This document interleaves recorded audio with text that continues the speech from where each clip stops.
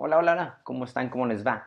Hoy les traigo un contenido súper interesante, súper diferente. El día de hoy les voy a compartir una entrevista con Elena Llorente. Ella es de Barcelona. Ella es la creadora y la fundadora del blog Emociones Básicas. Ella es experta en inteligencia emocional por la Universidad Internacional de La Rioja y practitioner en PNL por el Instituto de Potencial Humano. Sin más preámbulos, demos la bienvenida a Elena. Elena, muchísimas gracias por estar aquí con esta comunidad, la cual nos encanta estos temas de la inteligencia emocional, pero quisiera que nos contaras primero quién eres, por qué te dio la necesidad profesional o espiritual o personal de abrir un canal o un blog de inteligencia emocional. Hola Alonso, muchas gracias por recibirme en tu canal y darme esta oportunidad de que otras personas me conozcan más allá del canal que yo tengo, que se llama Emociones Básicas. Y bueno, yo en realidad no soy de Barcelona, soy de Ibiza, pero estudié en Barcelona. ¿Y por qué me he decidido a crear este canal? Pues mira, porque llegó un momento en mi vida en el que yo veía que mis relaciones con mis seres queridos no eran tan buenas como yo esperaba, que a lo mejor había tenido problemas con mi pareja y no sabía solucionarlos, o problemas con mi madre o con otros familiares y no sabía solucionarlos. Entonces decidí estudiar inteligencia emocional y me di cuenta, a medida que iba estudiando, de que era información valiosa que todo el mundo tenía que conocer, porque en la escuela no nos lo enseñan y las familias tampoco a veces tienen los recursos necesarios para enseñarnos, porque ni siquiera ellos han pasado por un proceso de crecimiento personal. Entonces, bueno, gracias a ese curso que hice de inteligencia emocional, aprendí a respetarme, a respetar a los demás, aprendí técnicas para hablar con los demás de manera asertiva, de manera que pueda decir lo que pienso, pero sin hacer daño a los demás, sin herir a los sentimientos de los demás, sin ofender. Y luego también aprendí a descubrir cuáles son mis necesidades, a descubrir cómo plantearme los retos, a descubrir qué es lo que no tengo que hacer para desmotivarme, ¿no? ¿Qué es lo que tengo que hacer para motivarme? Todas estas cosas las aprendí gracias a ese curso. Y cuando acabé me dije, a ver, esto no se puede quedar así, tengo que hacer algo. Empecé haciendo un taller en el que venían 5 personas o así, pero no quedé satisfecha porque creía que esto tenía que trascender, que tenía que enseñárselo a más gente, ¿no? Y de hecho hay muchas personas que se dedican a ello en Internet. Así que me decidí y con todo el valor empecé el canal de YouTube y allí pues simplemente hago unos vídeos medianamente cortos y voy explicando técnicas o informaciones, cosas que puedan interesar a la gente que está en este proceso, ¿no? Por ejemplo, hablo sobre las emociones, sobre cómo afrontar tus propias emociones, cómo entenderte a ti mismo, ¿no? Y eso es lo que quiero, ayudar en todo lo que pueda a la gente. Muy bien, Elena, muy interesante lo que nos comentas. Otra pregunta, ¿qué debe hacer una persona para iniciarse en el camino del crecimiento personal? Es decir, ¿cómo iniciarse en el crecimiento personal? Gracias, Alonso. Pues verás, para empezar en el crecimiento personal, lo primero es hacerse responsable de las propias reacciones y del propio comportamiento. Estamos acostumbrados a veces a que siempre echamos la culpa a los demás o decimos que los demás no nos entienden o que los demás nos han hecho, pero ¿qué pasa con lo que hacemos nosotros, con cómo reaccionamos nosotros y las cosas que nosotros decimos y hacemos, ¿no? Entonces se trata un poco de decir, voy a tomar responsabilidad de mí mismo y además voy a observarme en el día a día. Es muy importante observarse, porque a veces estamos acostumbrados a ir en automático, ¿no? Te levantas por la mañana, te vas al trabajo, te comportas de la manera que sea, haces los servicios que tengas que hacer, vuelves a tu casa y al día siguiente lo mismo y no te paras a reflexionar en qué estás haciendo, cómo te estás sintiendo, qué necesidades tienes, ¿no? Yo, por ejemplo, en mi canal tengo un audiolibro que se llama Descubrirse a uno mismo. También se puede descargar en PDF y es totalmente gratis, lo puedes ver y escuchar a través de mi canal de YouTube. Y en él simplemente lo que hago es guiarte hacia el autoconocimiento, ¿no? ¿Cuáles son tus creencias? ¿Cuál es tu identidad? ¿Cuáles son tus necesidades? ¿Cuáles son tus reacciones habitualmente? es importante eso, ¿no? Observarnos, por ejemplo, cómo nos comportamos con según qué gente y cómo nos comportamos con según qué otra gente. O en situaciones X, cómo reaccionamos, ¿no? Porque puede ser que reacciones de una manera muy respetuosa en una situación, pero luego haya otra situación que hace saltar tus estribos, que te hace explotar o que te hace sentir muy mal, triste. Hay que entonces empezar a descubrir esas emociones. También en mi canal pues tienes un montón de vídeos relacionados con entenderse a uno mismo, ¿no? Y yo creo que ese es el primer paso. Luego vendría pues hacer un plan para conseguir tus objetivos, que los objetivos dentro del crecimiento personal son muy amplios, desde conseguir el éxito hasta conseguir un cambio de hábitos, hasta conseguir un cambio físico. O sea, hay muchos tipos de retos, digamos, dentro del crecimiento personal. Oye, Elena, en este espacio, en esta comunidad, vemos de manera constante en videos, en artículos, la importancia de gestionar correctamente las emociones. Tú como experta en inteligencia emocional, ¿por qué crees que es tan importante gestionar de manera correcta nuestras emociones? Gracias por la pregunta, Alonso. Verás, gestionar emociones es muy importante porque, por ejemplo, nosotros sabemos que existen diversas emociones, ¿no? Tenemos que conocerlas y saber cómo reaccionamos normalmente a ellas. Hay emociones que son negativas, como puede ser la tristeza, el enfado, el miedo. Entonces, ¿cómo hacemos para que ellas no lleguen a ser una carga emocional excesiva? Por ejemplo, para que la tristeza no se convierta en depresión, tenemos que aprender a controlarla, a regularla. Para que el enfado no se convierta en ira, en un enfado desorbitado, en una explosión, también tenemos que aprender a calmarla, a gestionarla. Y luego el miedo, para que no se convierta en pánico o para que no se convierta en fobia, también tenemos que aprender a, digamos, regular ese miedo, incluso enfrentar ese miedo. Por eso es tan importante gestionar las emociones, para comportarnos siempre siendo la mejor versión de nosotros mismos, comportándonos de manera que no hagamos daño a los demás y tampoco nos hagamos daño a nosotros mismos. Creo que todo el mundo debería aprender a controlar sus emociones, a gestionarlas, y es más fácil de lo que creemos. Lo que pasa es que no nos lo enseñan en las escuelas, pero es simplemente conocer cómo son tus reacciones y conocer las estrategias o los recursos necesarios para regularlas, calmarlas, hacer cambios en esa, porque a veces pensamos que yo he nacido así, yo soy así, pero no es así, no es cierto. En realidad nosotros tenemos unas tendencias naturales o tenemos un temperamento, pero podemos modelar ese temperamento y crear un carácter fuerte y con carisma.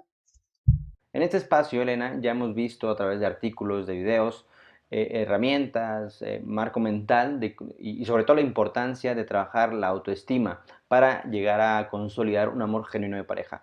Tú como experta en inteligencia emocional, ¿qué nos puedes aportar, qué nos puedes decir para empezar a mejorar o trabajar día con día nuestra autoestima?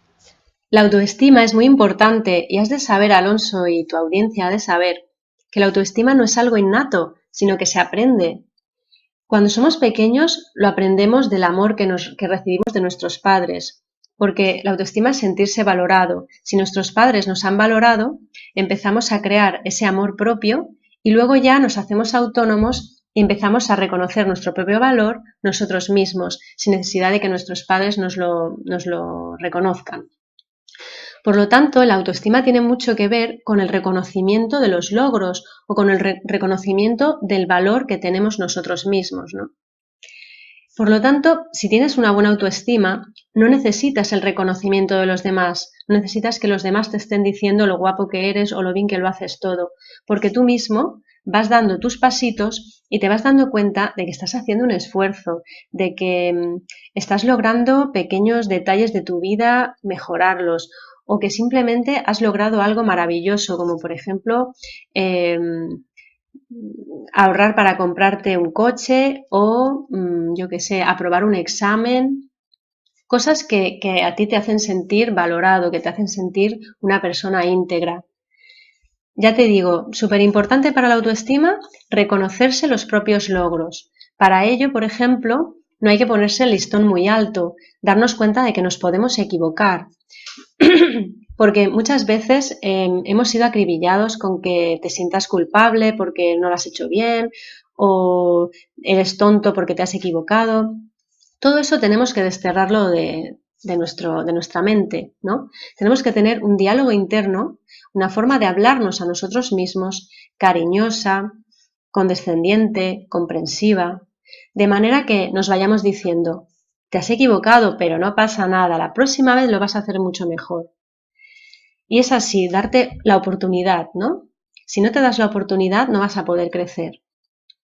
Y luego otra cosa muy importante para tener una autoestima alta es tener las necesidades básicas cubiertas. ¿Y cuáles son esas necesidades básicas del ser humano? Pues para empezar, amar y ser amado. Es decir, tú tienes que dar amor, pero también tienes que recibirlo. Por lo tanto, si tienes una buena autoestima, te vas a rodear de gente a la que quieras y que también sientas que ellos te quieren. Y luego otra cosa que podemos hacer para desarrollar la autoestima es sentirnos seguros. Hay que sentir seguridad.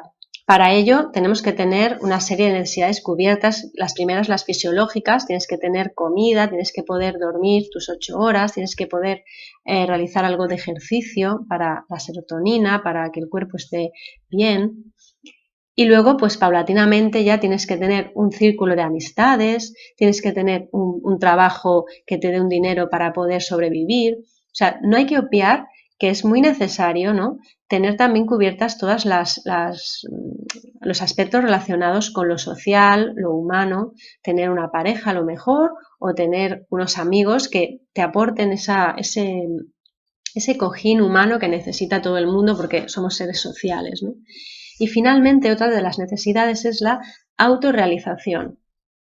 Y a mayor autoestima, mayor capacidad de autorrealización.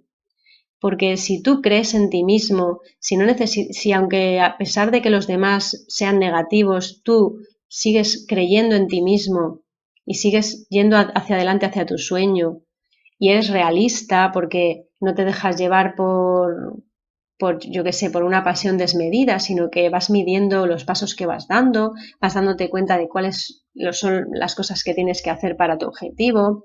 Por ejemplo, lo que no vas a hacer es querer aprobar una carrera sin haber estudiado ni un solo día, ¿no? O sea, hay que ser realista en ese sentido. Y eres activo, te pones a hacer eso que tienes que hacer. Por ejemplo, si tienes que estudiar 3 veces a la semana, pues estudiarás 3 veces a la semana y lo cumples.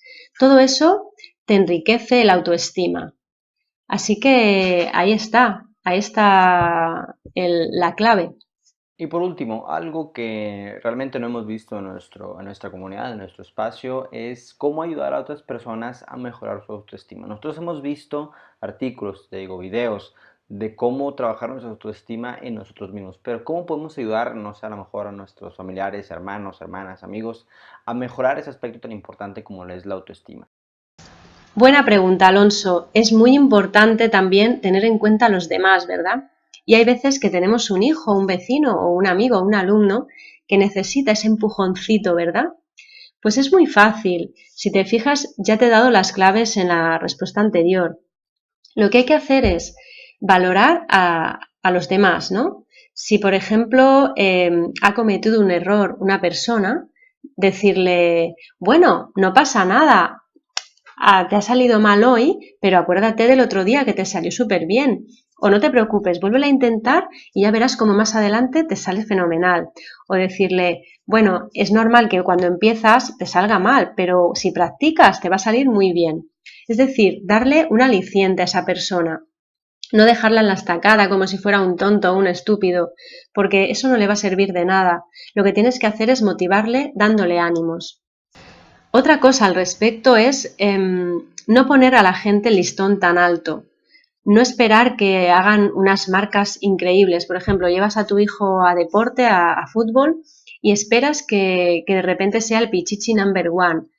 Pues simplemente fíjate si a tu hijo le gusta, si no le gusta, si realmente le conviene ese deporte, si le va bien, si es un gran jugador o está por la media o es un pésimo jugador. Y dentro de la línea de lo que sea tu hijo, por ejemplo, simplemente ves animándole. También no hagas que quiera llegar a lo más alto, porque a lo mejor no va a poder llegar a lo más alto, pero lo poquito que consiga, refuérzaselo, ¿no? Positivamente. Dile, wow, qué bien has dado al balón esta tarde, has hecho un gol, o cosas sencillas, ¿no? Porque tampoco, tampoco es bueno que el niño siempre gane, o crea que tiene que ser el mejor en todo, porque si hace eso no va a interiorizar lo que es la frustración. Y la frustración es una emoción, un sentimiento que todos tenemos que vivir de vez en cuando, porque nadie es perfecto, ¿no? Es como, eso es muy importante también, no pensar que se puede llegar a la perfección y aprender a sentir frustración. La frustración es algo natural, no siempre nos puede salir bien. Por ejemplo, yo me pongo a hacer una tarta, un bizcochito y a lo mejor un día me sale fenomenal y otro día me sale mal. Pero si me sale mal un día, ¿qué voy a hacer? ¿Ponerme como una loca y pensar que soy un desastre? Eso es lo que tenemos que evitar, que los niños, por ejemplo, no lleguen a extremos, ¿no? A cargas emocionales demasiado altas. ¿Y eso cómo lo conseguimos? Pues bajando el listón, diciendo que no hace falta ser tan perfectos, que no hace falta llegar al 10, sino que con un 7, con un 6, o si has sacado un 4, pues con un 5, ¿no? Ir pasito a pasito. Y con las personas mayores lo mismo, valorarlas, decir que algo de lo que han hecho estupendamente. O si, por ejemplo, un día han hecho algo mal, como por ejemplo les ha salido un arroz fatal, pues en vez de decírselo, callarte y simplemente otro día pues ya sacar otro tema, ¿no? O decirlo de una manera delicada. A veces hay que evitar ciertos comentarios para no hacer daño a los demás y otras veces pues se tiene que hablar con respeto, ¿no? Pero siempre si alguien hace algo bien, valorarlo. Eso ayuda muchísimo a que la otra persona desarrolle la autoestima. Y ya os digo, en los niños, por ejemplo, sería muy recomendable ir valorando, dándoles mucho cariño cuando son pequeños, pero también fomentando la autonomía, porque ellos tienen que darse cuenta de que pueden hacer las cosas solos. Eso les va a llenar de energía, de amor propio, les va a llenar. Porque claro, cuando ya empiezas a comer tú solo, a atarte los cordones tú solo, a hacer los deberes tú solo, sin ayuda de los demás, y sobre todo también dejarles darles ese espacio para que se desarrollen y sean autónomos, pero también desde el cariño, nunca desde los gritos o desde el desprecio, ¿no? Esa sería la mejor solución para esto de la autoestima. Y bueno, Alonso, ya ha acabado la entrevista, te agradezco muchísimo esta oportunidad de darme a conocer en tu canal y bueno, ya sabes que te espero en mi canal para la entrevista contraria, ¿no? Yo también quiero saber muchas más cosas de ti y muchísimas gracias por este espacio que me has dado. Un besito y hasta el próximo vídeo.